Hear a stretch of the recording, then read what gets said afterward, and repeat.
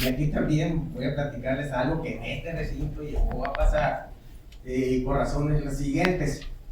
Para los jóvenes, los profesores obviamente, probablemente casi todos lo recuerdan, y muy jóvenes a lo mejor no. Cuando había una campaña presidencial, y voy a decir no, porque se vale, estamos en el recinto académico de Peña Nieto, que estaba en campaña en la FIL, la Feria Internacional del Libro en Guadalajara, algún reportero le preguntó que si qué libro lo había marcado, y se puso tan nervioso porque ahí veía a los profesores y no pudo contestar ningún libro, ¿sí? Bien, yo sí les voy a decir un libro que me marcó, el de Introducción al Estudio del Derecho de Eduardo García Martínez,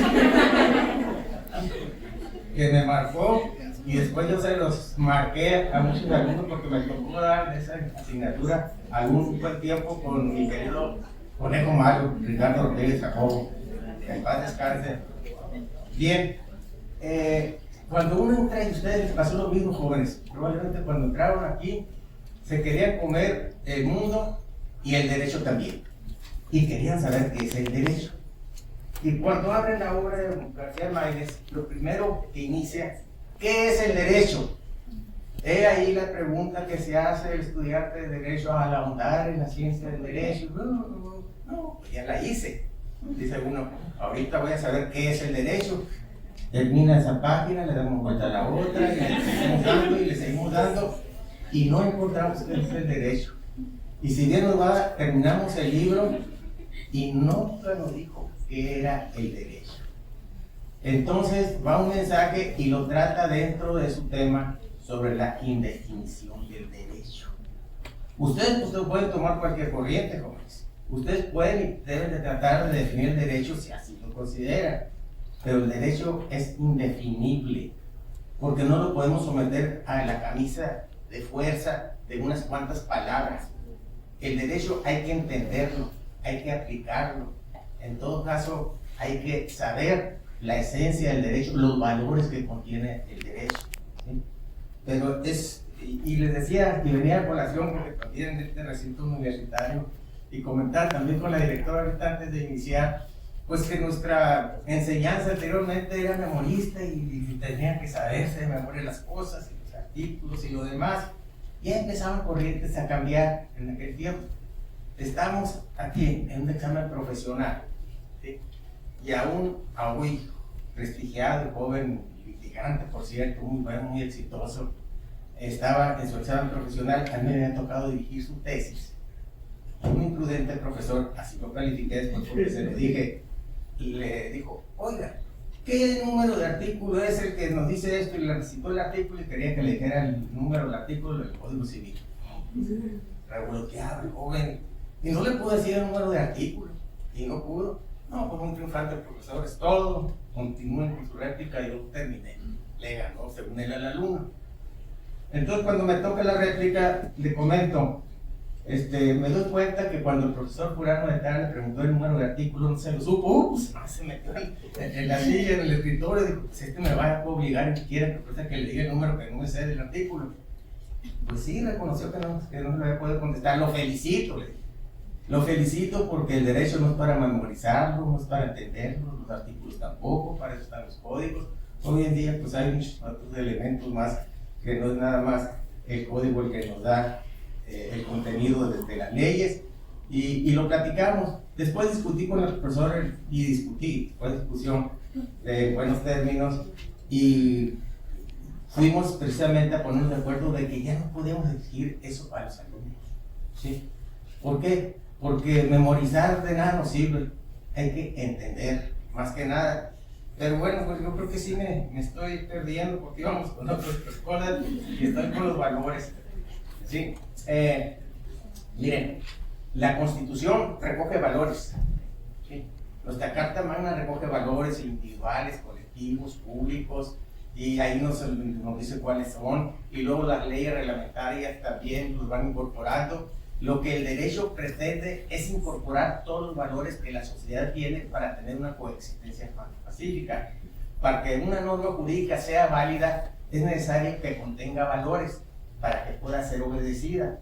De lo contrario, pues si bien es cierto, sancionada por el Estado y como ley vigente, pero no tiene vida porque nadie la considera como justa, ¿sí? Darle a cada quien lo suyo, decir un piano para la justicia, pero pues podemos entender la justicia también de muy diferentes formas. En todo caso, finalmente debemos entender que los valores deben estar inmersos siempre en la norma jurídica. Y finalmente quiero comentarme ya un poquito más aterrizado este tema, porque a mi compañero le va a tocar lo que sabe él mismo, ¿sí? Sobre cómo se ha titulado esta comparecencia. Estamos viendo que es la solidaridad de las empresas con el respeto a los derechos humanos, ¿sí? Vamos haciendo algunas precisiones. ¿Qué entendemos por empresa? Quienes ejercen el comercio lo pueden hacer en forma individual, es lo que se denomina el comerciante individual precisamente, o puede ser en forma colectiva, es lo que conocemos como las sociedades. O sea, existen dos clases de comerciantes, el individual y el colectivo. Ahora bien, en la práctica, a todo ese mecanismo de ejercicio del derecho se le considera como empresa. Sin embargo, teóricamente y legalmente, la empresa no está sujeta únicamente para lo que es el comerciante individual. Empresa es como mayormente la conocemos en la mayoría de los tratados. Para Mantilla Molina es más cómodo y él llega a la conclusión de que el término correcto es porque las leyes mercantiles más lo mencionan de esa forma como la negociación mercantil. También es casa de comercio, fundo, tienda, abarrote, etc. Eso es un comerciante individual, esa es una empresa. Pero en este caso también está cubriendo a lo que es al comerciante colectivo, a las sociedades mercantiles. Dicho lo anterior, lo que el tema está tratando es a ambos comerciantes, al individual y al colectivo, y fundamentalmente en la mayoría, vamos a decir, de los comerciantes, hablar de una empresa es hablar de una sociedad mercantil, casi lo consideran como sinónimo, aunque teórica y legalmente no puede ser lo correcto. Pero debemos entender eso que se señala. Luego, el término solidaridad. Solidaridad, pues es un valor. Aquí sí me animé a traer lo que les daría como una conceptualización, no una definición. Definitivamente no me atrevería y no es una definición. El valor solidaridad entraña la cooperación entre los miembros de una comunidad o una sociedad. Somos solidarios, cooperamos con el que menos tiene, con el que tiene algún menoscabo. En todo caso, somos solidarios con él, ¿sí? En todo caso, podemos desdoblarlas en dos aspectos. El ético-político, que está explicado como una actitud que tiende a identificar y en todo caso compartir las necesidades ajenas, ¿sí? Y el término jurídico ya, que propiamente es el que nos puede interesar, que supone un compromiso por parte de los poderes públicos para hacer precisamente efectiva esa igualdad, ¿sí? Eso es lo que se pretendería más que nada. Y basta darles un ejemplo.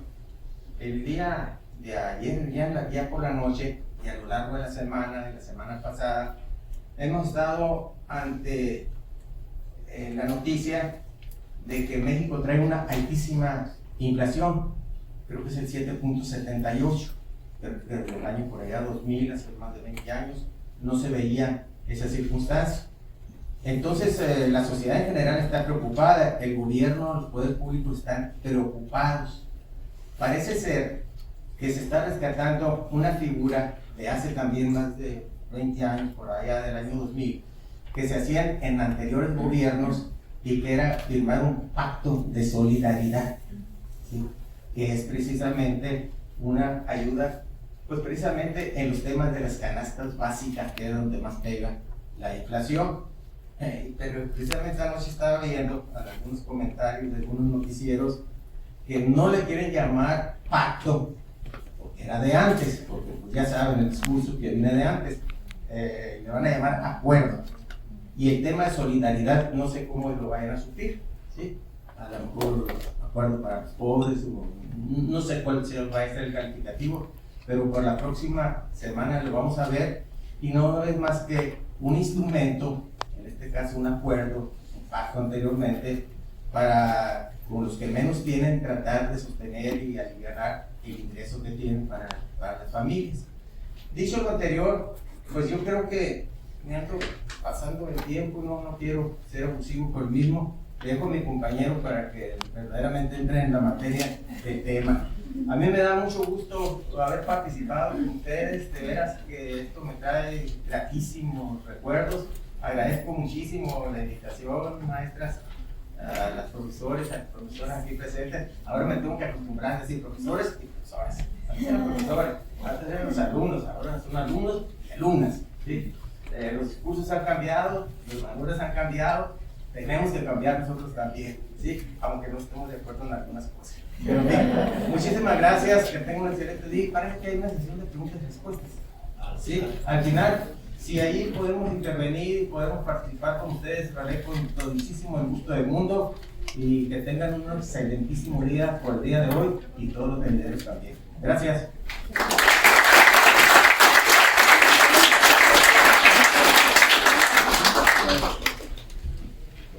Siempre dejándome la vara y nada, ¿no? Bueno, antes de continuar con el tema, pues primero que nada me permito agradecer la oportunidad de poder participar en este importantísimo evento.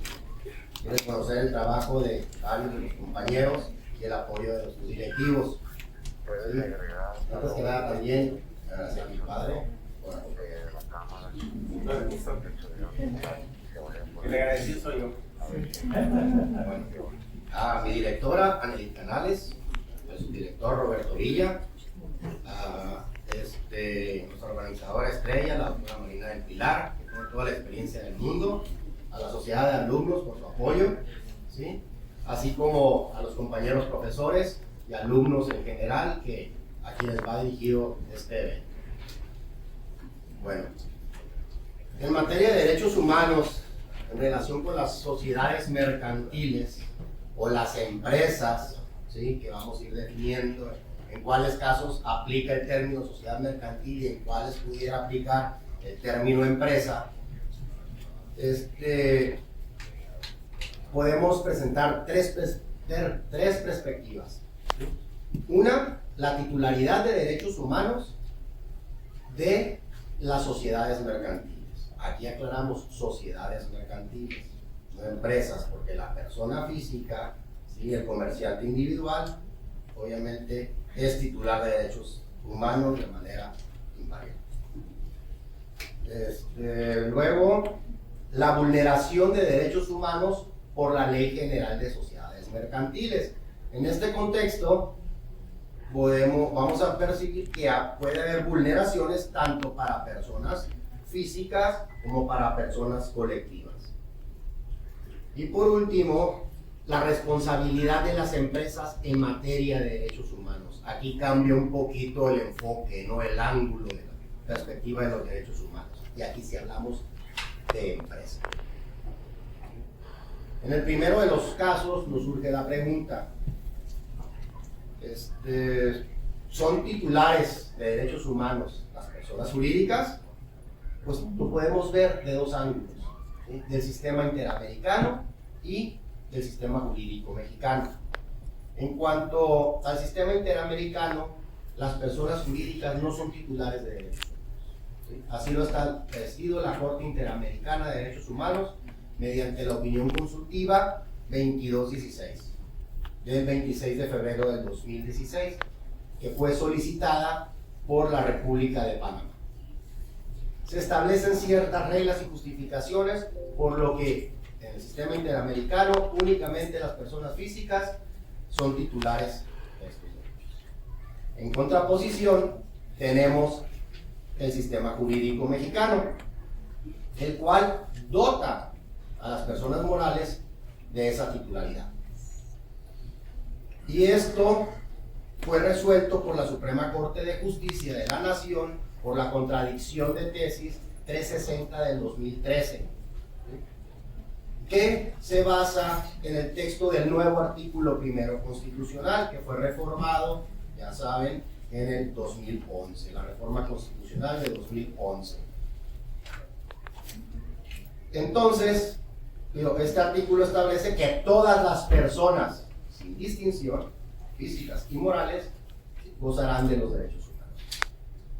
Ahora, el razonamiento de la Corte es: las personas jurídicas sí son titulares de derechos fundamentales, pero no de todos, sino solo de aquellos que resulten necesarios para la realización de sus fines, para proteger su existencia, identidad y asegurar el libre desarrollo de su actividad. Es decir, las personas jurídicas no podrán gozar de los derechos humanos que presupongan características intrínsecas o naturales del hombre. En los dos casos restantes, me refiero a la vulneración de derechos humanos por la Ley General de Sociedades Mercantiles y la responsabilidad de las empresas en materia de derechos humanos, identificamos omisión legislativa, ¿sí? Ya que el legislador ha permitido que normas violatorias de derechos humanos permanezcan vigentes. Ha omitido emitir normas derivadas de compromisos internacionales. Y por último, ha emitido normas violatorias de derechos humanos, pese a la reforma de 2011 en materia de derechos humanos. Lo cual se contrapone totalmente a lo dispuesto por el tercer párrafo del artículo primero constitucional, el cual establece que toda autoridad, incluidos los legisladores, debe de promover, respetar y proteger y garantizar los derechos humanos. Entonces, esto viene a ser una responsabilidad del legislador. Por eso se le denomina omisión legislativa. Tanto realizar actos que vayan en contra de derechos humanos, que contravengan la Constitución y los tratados internacionales en materia de derechos humanos, son considerables una omisión, aunque sea un acto positivo. En cuanto a la vulneración de derechos humanos por la Ley General de Sociedades Mercantiles, encontramos, como les comentaba, derechos humanos que son vulnerados por instituciones preexistentes a la reforma constitucional de 2011. Y también encontramos aquellas que fueron emitidas con posterioridad a esta reforma. Es por tal motivo que el legislador no ha dado cumplimiento a su obligación contenida en el referido artículo. ¿Por qué? Porque no ha regularizado las normas violatorias de derechos humanos que están incluidas, y me voy a limitar a lo que es la Ley General de Sociedades Mercantiles, que ya existían antes de la reforma del 2011. Esto es, no ha armonizado la Ley General de Sociedades Mercantiles con los derechos humanos. Y aparte, también ha emitido normas posteriores a la reforma en materia de derechos humanos, violatoria de derechos humanos. Algunos ejemplos que podría proporcionarles en cuanto a estas violaciones serían: antes de la reforma del 2011, estaríamos hablando en cuanto a la sociedad anónima, que autoriza a la sociedad anónima a realizar la venta extrajudicial o la extinción de acciones no pagadas, sin dotar al accionista de un previo juicio. En segundo término, también antes de la reforma del 2011, en lo que respecta a la sociedad de responsabilidad limitada, tenemos el límite de número de socios que pueden integrar este tipo social. Inicialmente, la ley establecía un límite de 25 socios que podían integrarla. De manera posterior, hicieron un incremento. Ese incremento fue para que pudiera integrar hasta 50 miembros. Y dentro de la exposición de motivos, el legislador dice, con el propósito de no violar, no vulnerar el derecho de asociación, subimos el número de miembros permitidos, de integrantes permitidos, pero simplemente sigue limitando el número. ¿Sí? El hecho de que lo incrementes no quiere decir que no estés vulnerando el derecho, en este caso el derecho de asociación. Ahora bien, pasamos a las instituciones o disposiciones que vienen a vulnerar derechos humanos de manera posterior a la reforma del 2011. La primera es la relativa, bueno, son varias las incluidas en lo que respecta a la integración de nuestro último tipo social, que es la Sociedad por Acciones Simplificadas, la SAS. ¿Por qué? Porque a las personas físicas que pertenezcan a otras sociedades, que tengan el control de aquellas sociedades o bien que tengan el control de la administración, no pueden constituir una SAS. Entonces, a las personas físicas les está vulnerando su derecho de asociarse, ¿correcto? Y a cierto grupo de personas físicas. Luego, impone una obligación de transformarse a otro tipo social al tener ingresos, al obtener ingresos anuales por encima de un límite establecido. La ley establece de manera originaria la cantidad de 5 millones, ahorita va aproximadamente por unos 6.200.000 y no hace distinción. No hace distinción si es un ingreso neto o bruto. Entonces, habrá que definir. ¿Qué implica la transformación? ¿Qué implica esa transformación? La SAS tiene como característica el hecho de ser una sociedad unipersonal. ¿Qué es esto? ¿Qué significa? Que puede ser constituida por una sola persona. Tiene que ser física.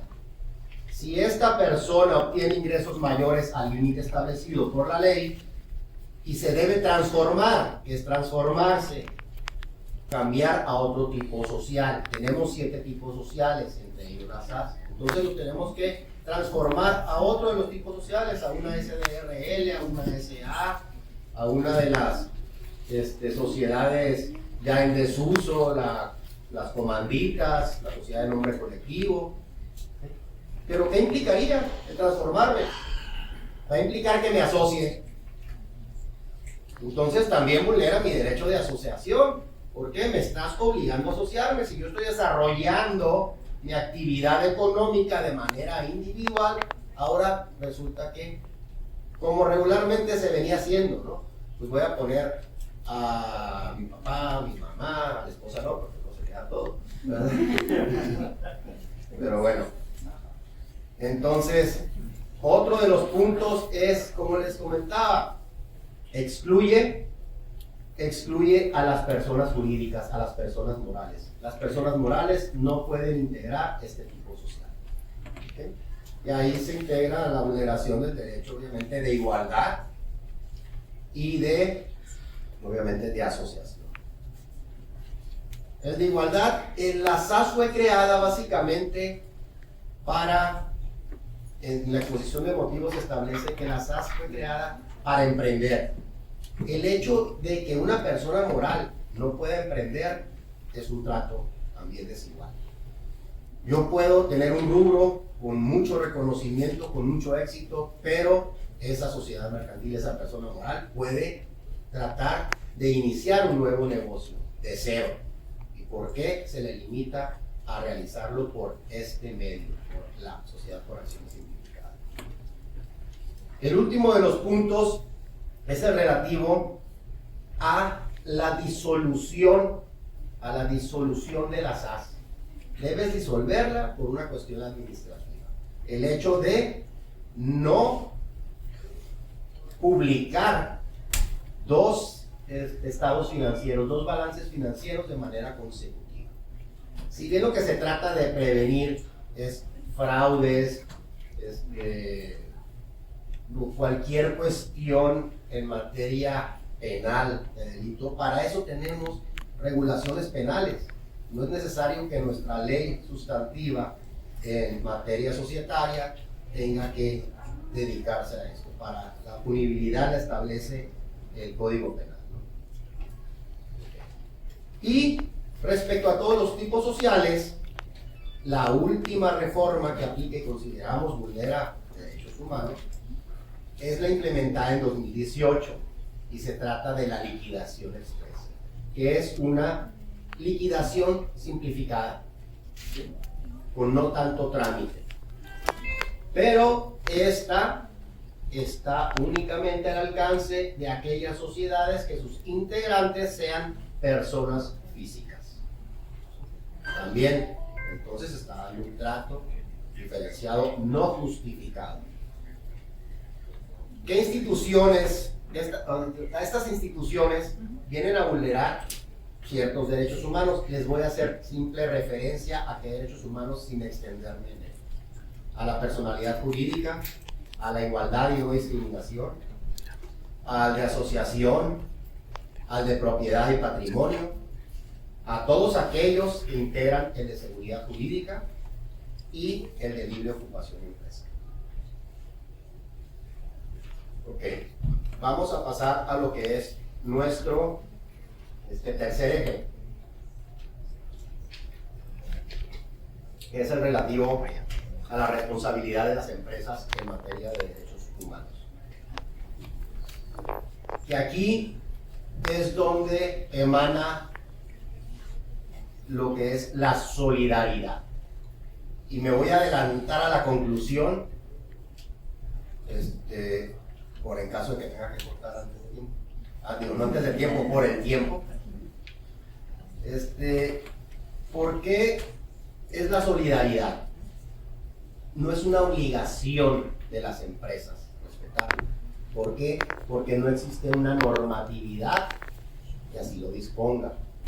Están los principios rectores sobre las empresas y los derechos humanos, ¿sí?, que es a lo que me voy a referir en un momento, como los antecedentes de esto. Pero en sí, el punto de la solidaridad es de que en este momento el respeto de los derechos humanos por las personas, por parte de las personas jurídicas, de las empresas, en este caso, porque es tanto personas físicas que se dedican al comercio y las sociedades mercantiles, que obviamente estas forzosamente ya son consideradas comerciantes, están dentro de ese esquema, ¿no? Entonces, no es una obligación, no hay disposiciones legales, salvo una que otra que trata en materia ambiental, ¿sí?, en materia laboral, algunas NOMs, ¿sí?, que te establecen ciertas regulaciones, pero no existe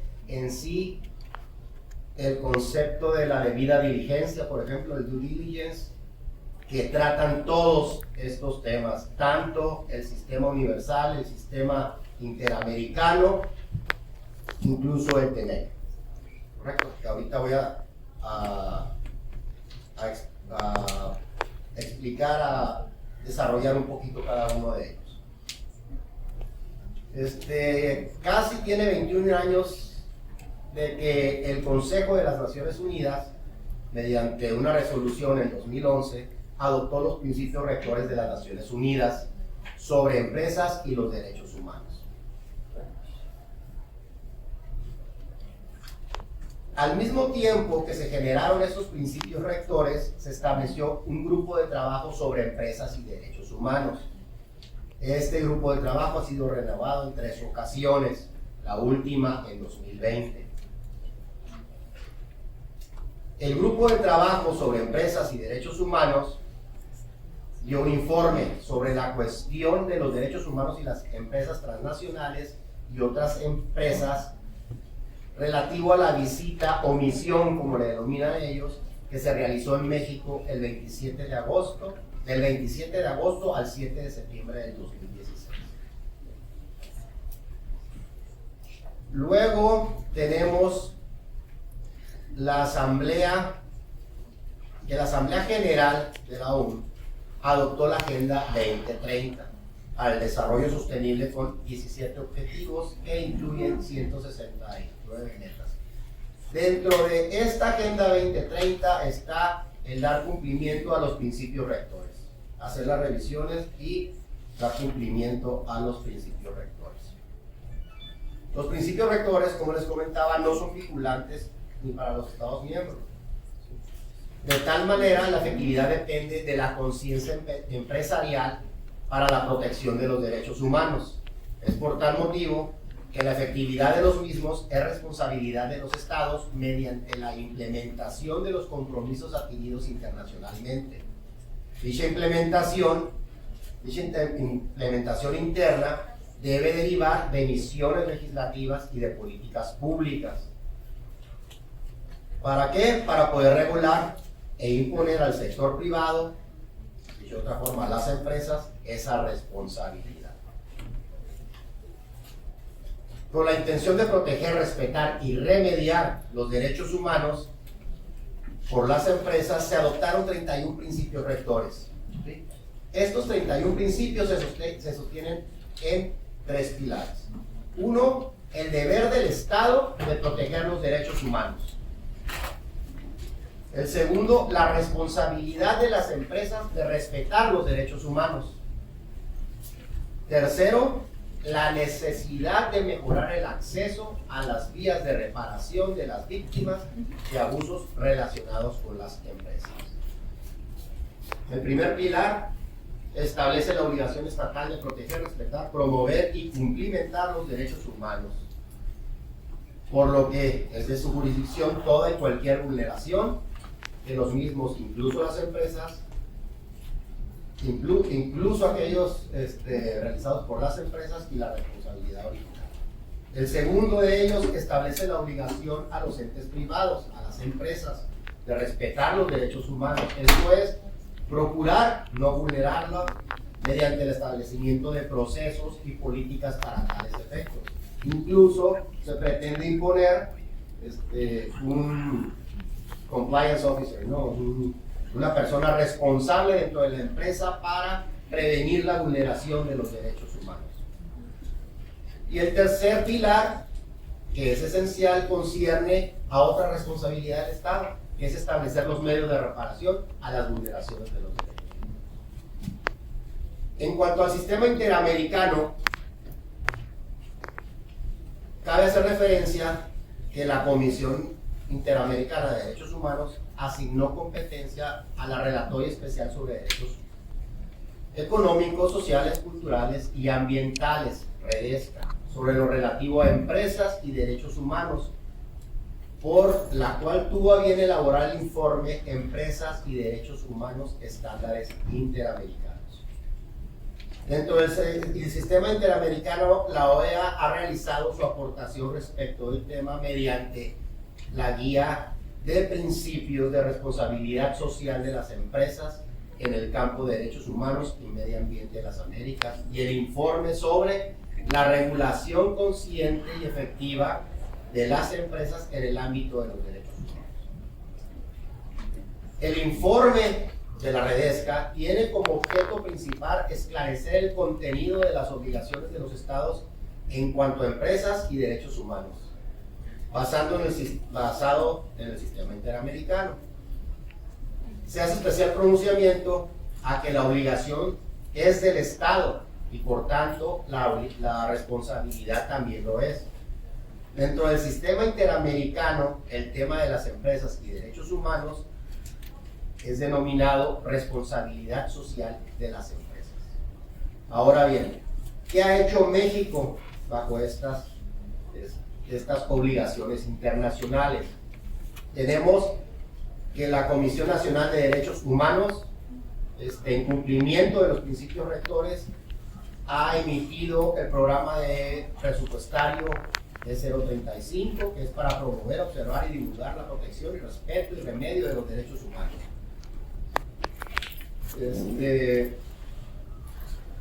También esta misma comisión dio vida al programa Empresas y Derechos Humanos en cumplimiento a su función para supervisar el cumplimiento de derechos humanos del sector empresarial, promover y difundir los derechos humanos tanto a las autoridades como a las empresas públicas y privadas para prevenir violaciones a derechos humanos en las actividades empresariales. Por último, facilitar el acceso a la reparación. Si ven, son paralelos, ¿no?, con los principios rectores, los principios que rigen emitidos por la ONU. Ahora, el gobierno de México ha emitido programas nacionales de derechos humanos que van relacionados obviamente con el programa especial, con el Plan Nacional de Desarrollo, ¿no? Van de la mano. Con lo anterior, nos percatamos de la excesiva necesidad del gobierno, ¿sí?, la intervención del gobierno para la implementación de las políticas públicas y normatividad necesaria para obligar a las empresas a respetar los derechos humanos, para obligarlas. Ahorita es una cuestión meramente de valor.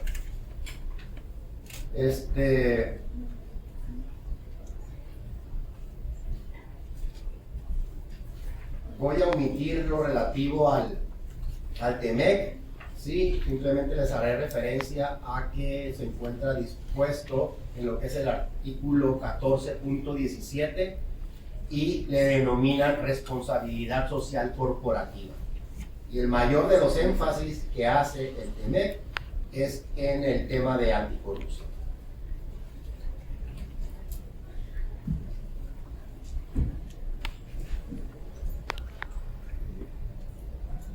Existe un proyecto de decreto por el que se pretende crear la Ley General de Responsabilidad Empresarial y Debida Diligencia Corporativa, pero está en proyecto de ley, ¿sí?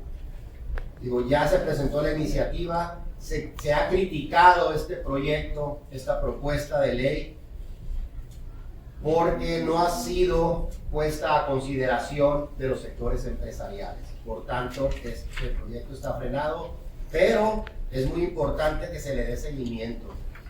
¿Por qué? Porque el único responsable ahorita es el Estado. Digo, siempre va a ser el responsable de manera internacional el Estado, pero no va a poder bajarlo a las empresas si no establece esta normativa.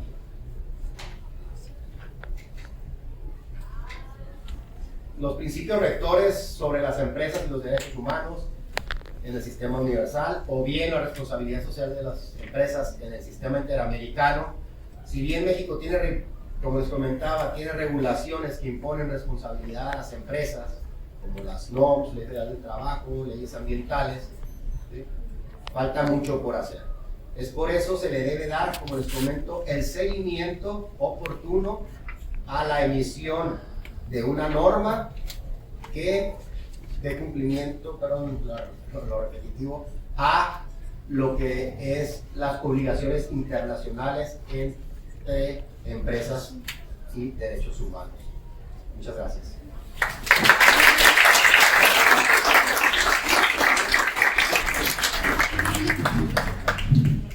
Felicitamos a nuestros conferencistas por su excelente disertación. Maestro Luis Javier Garavito Elías y doctor Luis Javier Garavito Torres, dos generaciones de expertos en materia mercantil. ¿Están de acuerdo? ¿Podemos abrir un espacio de preguntas? Perfecto. Si alguien desea formular una pregunta, por favor, levante su mano. Nuestros compañeros de la sociedad de alumnos le llevarán el micrófono a la brevedad.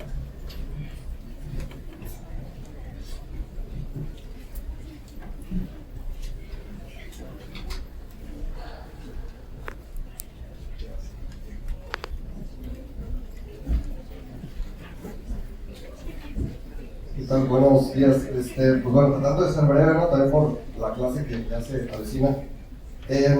Si entiendo bien lo que está proponiendo el profesor Garavito Torres, es que se equiparen los derechos humanos con las personas también con las personas morales, ¿correcto? Que se equiparen. Que digamos que para los derechos humanos que sean válidos para las personas físicas y las personas morales. Son válidos para ambos, ¿correcto? Claro, dice a todas las personas, ¿no?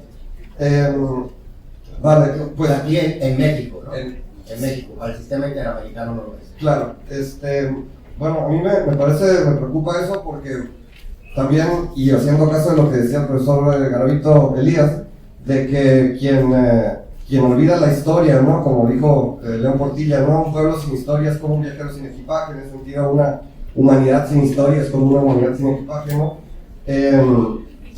Habría que también recordar de dónde provienen los derechos humanos. Pues, o sea, los derechos humanos vienen de la ONU, que se crea después de la Segunda Guerra Mundial. Es decir, cuando la Organización de Naciones Unidas, ¿no? O sea, cuando como humanidad nos enfrentamos a una situación tal donde los estados cometieron atrocidades, ¿no? Hacia personas físicas, o sea, es a partir de ahí que surgen los derechos humanos, no están dirigidos a personas morales.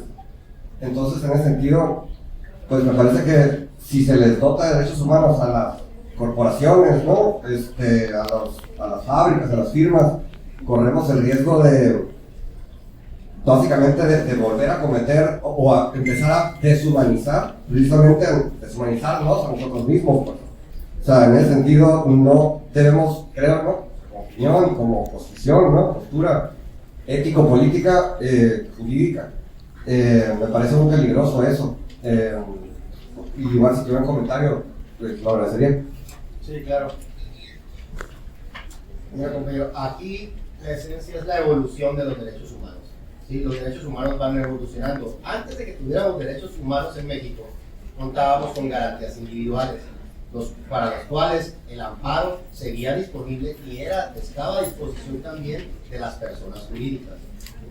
Como lo comenté hace un momento, las personas morales, los entes jurídicos, tienen ciertos derechos humanos, así lo determinó la Corte, no aquellos inherentes al hombre. Únicamente podemos decir que estarían al desarrollo, por ejemplo, no limitar su desarrollo. ¿Por qué? Porque conlleva también el desarrollo de sus integrantes. Luego, el debido proceso, los de seguridad jurídica, por ejemplo, un debido proceso, ¿a quién termina afectando? A los integrantes. Entonces, es por esto también que te genera la titularidad. Digo, estás creando una nueva persona jurídica, la ley reconoce, le da vida, desde que constituyes una sociedad mercantil, se genera un nuevo nombre, personalidad jurídica, patrimonio, nacionalidad, etc. Entonces digo, es también necesario dar esa seguridad jurídica a sus integrantes, y no única y exclusivamente por eso, sino que ya es un ente jurídico. ¿Pudiera ampliar un poquito? Por favor. Muy poquito. Y lo comentó Luis Javier hace unos momentos, que el reconocimiento en México, entiendo, a los derechos humanos de las empresas, de las sociedades mercantiles, entes jurídicos, definitivamente, ¿sí? Está circunscrito a que sea relativo al objeto social. El objeto social está claramente definido como una cláusula esencial en la constitución de toda sociedad. O sea, está limitado al fin social, ¿sí? No son absolutos, no son todos los derechos humanos, sino únicamente los pendientes a la obtención del fin social. Entiendo que lo que se propone es llevarnos a un punto más, un poco fuera de eso, ¿no? No. Es el reconocimiento que el Estado mexicano les ha dado y no va más allá de la propuesta. Entiendo que no va más allá de la propuesta, sino nada más circunscrito al fin social. Sí, no son absolutos. La evolución sí te va dando a que van introduciéndose nuevos derechos, ¿no? Por lo mismo de la evolución, pero siempre relacionados con el efecto, sin perder la esencia. A continuación, cedemos el uso de la voz a nuestro colega maestro José Guadalupe. Hola, muy buenos días, felicitaciones, maestro Garavito Elías, doctor Garavito Torres, excelente conferencia. En cuanto a estas nuevas figuras, ¿no?, que nos comentaba el doctor Garavito Torres, esta sociedad por acciones simplificadas, en el contexto de los actos de comercio, ¿no?, ya en cuanto a la finalidad también del derecho, ¿no?, de facilitar, y bueno, el efecto económico también, ¿no? A mí me gustaría tratar de entender un poquito la eficacia que tiene esta regulación, ¿verdad?, también en relación a los derechos humanos, Pues también considerando, ¿no?, que pues, hay leyes como la oferta y la demanda, cómo de alguna manera el Estado puede, sobre todo en el tema tributario también, ¿verdad?, pudiera tener una mayor eficacia, ¿verdad?, o en el contexto qué tanta aplicación tiene, también considerando la informalidad que tenemos en México. Sí, gracias.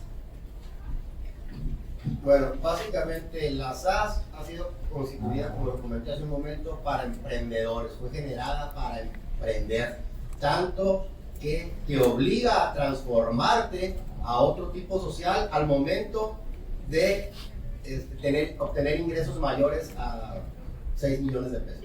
Desde ahí, entonces el legislador está considerando que si ya tienes ingresos mayores a 6 millones de pesos, ya no eres emprendedor, ya te vas a las grandes ligas, dice. Entonces, aquí pues es una forma de tratar también de quitar esa informalidad comercial, ¿no?, del comerciante informal, tratar de atraerlos.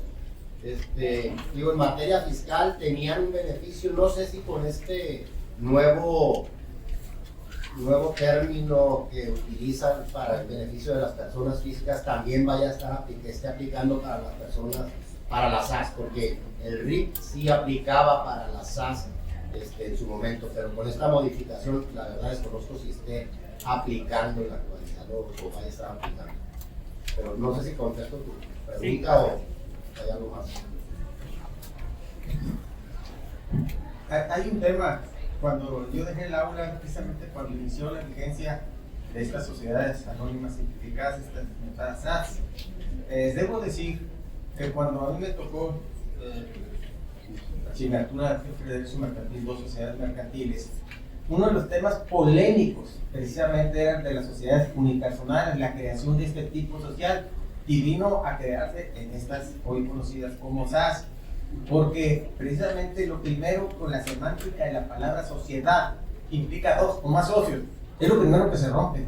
Entonces hubo que romper con esa semántica para poder animarse a constituir una sociedad de un solo socio, ¿sí? Entonces de su origen traen muchos, vamos a decir, cuestionamientos porque no es prácticamente sociedad en el término semántico de la palabra, ¿sí? Más que nada se hace con una evolución de un emprendedor, de un comerciante individual a una empresa, separar parte de su patrimonio y arriesgarlo a una emprendeduría según quiere, ¿sí? Gracias. No hay más preguntas y por razones de tiempo procedemos a la entrega de reconocimientos de parte de nuestra directora de la Facultad de Derecho Mexicali, doctora Anedith Canales Murillo.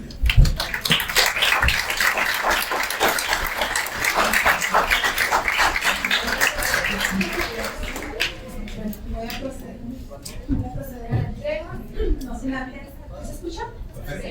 Agradecerle a maestro Javier Garavito Elías y al maestro Luis Javier Garavito Torres por esta excelente conferencia, y me va a permitir leer el reconocimiento.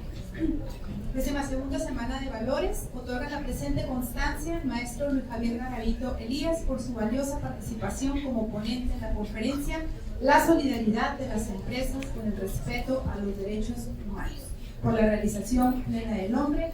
Firma la directora, el subdirector y el coordinador de extensión y vinculación, Luis Javier Garavito Torres.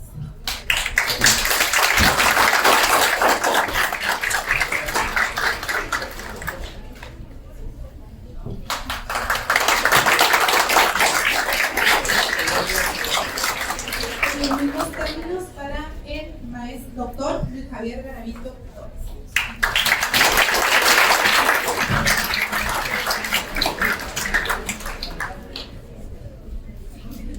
Bueno, pues los invitamos a que continuemos con las conferencias que siguen, y ya para dar inicio a la semana. Gracias.